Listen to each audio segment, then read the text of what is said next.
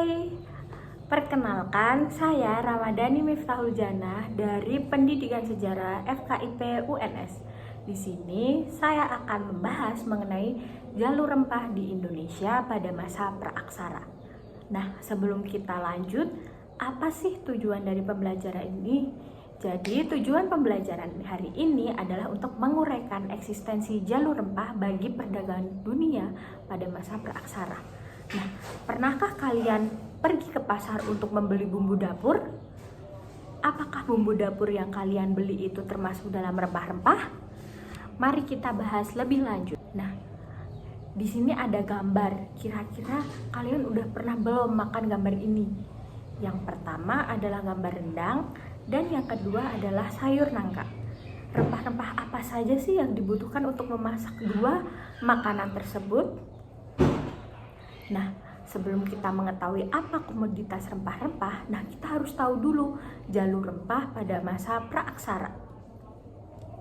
Jadi, jalur rempah atau spice route adalah jaringan niaga rempah-rempah yang menghubungkan antara belahan barat dan dunia timur, yang dimulai dari wilayah Nusantara di bagian timur hingga ke Eropa. Nah, rutenya itu seperti ini. Jadi mulai dari daerah timur Nusantara hingga ke barat Sumatera, kemudian ke India, Sri Lanka, Madagaskar sampai Mesir, kemudian dilanjutkan sampai ke Eropa. Nah, jalur rempah masa praaksara ini adalah jalur rempah atau jalur niaga tertua dalam peradaban manusia, warisan nenek moyang kita sejak 4.500 tahun yang lalu. Warisan ini tidak dapat ternilai harganya oleh apapun. Selain jalur rempah, jalur perdagangan juga ada jalur sutra atau Silk Road. Mengapa dinamakan jalur sutra? Sutra atau Silk Road. Jalur sutra adalah rute perdagangan internasional kuno yang menghubungkan wilayah timur atau Tiongkok dengan barat atau Eropa. Rute perdagangan ini memiliki panjang sekitar 6.500 km. Mengapa dinamakan jalur sutra? Nah, sutra bukan satu-satunya produk yang dibawa oleh pedagang Tiongkok. Mereka membawa rempah-rempah, keramik, dan barang-barang lain seperti parfum, permata, gading, dan manik-manik untuk dijual atau dibarter. Nah, jalur sutra ini kenapa dinamakan jalur sutra? Karena komoditas utama dari Tiongkok adalah kain sutra. Namun, yang diperdagangkan utama tetap rempah-rempah. Jalur sutra dibagi menjadi dua jalur, yaitu jalur sutra utara dan jalur sutra selatan. Jalur sutra selatan berawal dari Tiongkok hingga ke Afghanistan, lalu kemudian ke Semenanjung Arab sampai ke Italia. Bahkan melewati Turkestan, Khorasan menuju Mesopotamia, Anatolia, Antioquia menuju ke Laut Tengah, Mesir, dan Afrika Utara. Jalur utara berawal dari kawasan Yemen, Dunhuan di Tiongkok sampai ke Asia Tengah. Selanjutnya, jalur ini berbelok menuju arah barat daya dan bertemu kembali dengan jalur sutra bagian selatan tadi. Rempah Nusantara sudah masuk ke pasar Tiongkok sejak abad kedua sebelum Masehi atau 1301 sebelum Masehi. Seabad sebelum terbentuknya jalur sutra dari Tiongkok, rempah-rempah melewati Asia Tengah, terus ke Mediterania, lalu ke Eropa. Komoditas utama yang diperdagangkan adalah rempah, yang di sini juga termasuk kemenyan. Nusantara bukan sutra. Sutra sendiri lebih banyak dipakai sebagai alat tukar berbagai komoditas termasuk rempah. Jadi, ramainya jalur sutra sejak abad ketiga sebelum Masehi sebagian besar dipengaruhi oleh lalu lintas perdagangan rempah. Nah, selanjutnya komoditas apa saja yang diperdagangkan di jalur rempah? Kira-kira apa pendapat teman-teman tentang komoditas di jalur rempah? Komoditas yang diperdagangkan di jalur rempah yaitu diantaranya ada lada, kayu manis, pala, dan cengkeh. Nah, teman-teman biasanya menggunakan lada itu untuk memasak apa aja. Kemudian ada kayu manis, pala, dan cengkeh. Biasanya bumbu-bumbu dapur tersebut digunakan untuk memasak apa saja ya? Tuliskan jawabanmu di komentar. Selanjutnya, bukti-bukti jalur rempah. Nah, tanaman rempah dan pengetahuan pemanfaatannya menjadi jamu telah dikenal nenek moyang kita sejak dahulu. Hal ini dapat kita ketahui dari relief di Candi Borobudur. Di sini, apakah teman-teman sudah pernah mengunjungi Candi Borobudur? Di dalam relief tersebut terdapat penelitian mengungkap adanya 63 spesies tanaman kuno di relief Candi Borobudur. Di antara relief tersebut juga terdapat gambar diduga masyarakat sedang meracik jamu. Dari kedua relief tersebut dapat kita simpulkan bahwa masyarakat telah mengenal spesies tanaman dan juga telah membuat jamu. Kalau zaman sekarang, teman-teman apakah masih meminum jamu? Kira-kira jamu terbuat dari rempah-rempah atau bukan ya? Nah, jamu itu sendiri banyak sekali yang terbuat dari rempah-rempah. Contohnya adalah beras kencur, kunyit asam, dan lain-lain. Jadi dapat kita simpulkan dari dua relief tersebut kalau rempah-rempah sudah ada dikenal nenek moyang kita sejak dahulu. Nah, ini dia relief selanjutnya. Nenek moyang kita adalah pelaut dan telah menguasai ilmu astronomi untuk pelayaran. Hal ini dapat membuktikan di jalur rempah nenek moyang kita menyeberangi lautan. Digambarkan dengan relief kapal laut di Candi Borobudur membuktikan bahwa nenek moyang kita adalah seorang pelaut. Kalian pasti pernah dengar lagu Nenek Moyangku Seorang Pelaut. Nah, dari sinilah kenapa lagu tersebut bisa muncul. Salah satunya karena relief ini. Nah, selain itu, nenek moyang kita juga telah menguasai ilmu astronomi untuk pelayaran.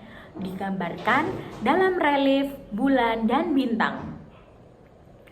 Nenek moyang kita menggunakan rasi bintang dan juga bulan untuk mengetahui bagaimana air laut pasang dan surut agar dapat melakukan pelayaran. Bukti arkeologis yang lain adalah perahu layar di situs Liang Kacamata. Di sini ada 3 gambar perahu dengan warna hitam pada dinding Liang Kacamata yang menariknya. Digambar salah satunya dengan tokoh manusia di atasnya. Tokoh manusia digambarkan dengan posisi berdiri dengan sebilah senjata digambarkan pada bagian pinggangnya. Jadi senjatanya digambar di bagian pinggangnya ya. Nah, kemudian pada bentuk senjata tersebut digambarkan menyerupai bentuk hulu keris atau pedang karena digambarkan dengan pelindung genggaman tangan. Penelitian prasejarah yang dilakukan oleh Balai Arkeologi Kalimantan Selatan pada kawasan Kars di Kecamatan Mantewe, Kabupaten Tanah Bumbu, Kalimantan Selatan menemukan adanya indikasi kegiatan maritim pada masa praaksara. Bukti arkeologi selanjutnya adalah lukisan ekspedisi kapal besar yang diprakarsai Ratu Hatshepsut. Bukti arkeologi ini terdapat di galeri Mesir. Di bawah lukisannya tertera huruf hieroglif yang menjelaskan kapal itu membawa pulang berbagai jenis tanaman dan bahan wewangian untuk pemujaan. Di Terha, sebuah situs kuno di Mesopotamia atau sekarang yang kita kenal dengan Suriah, ditemukan jambangan berisi cengkeh di gudang dapur rumah sederhana tahun 1721 sebelum Masehi. Selain itu, di dalam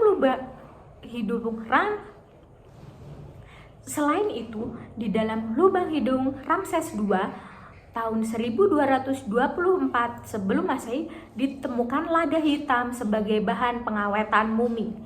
Nah, selain itu, kapur barus dari Sumatera juga digunakan sebagai pengawetan mumi. Kalau tubuh manusia yang pertama kali membusuk kira-kira organ mana? Ya, yaitu organ pencernaan. Jadi, orang-orang Mesir menggunakan kapur barus untuk mengawetkan organ pencernaan manusia atau mumi. Caranya adalah kotoran di bagian pencernaan itu akan dibuang dan diganti dengan kapur barus agar mumi itu awet.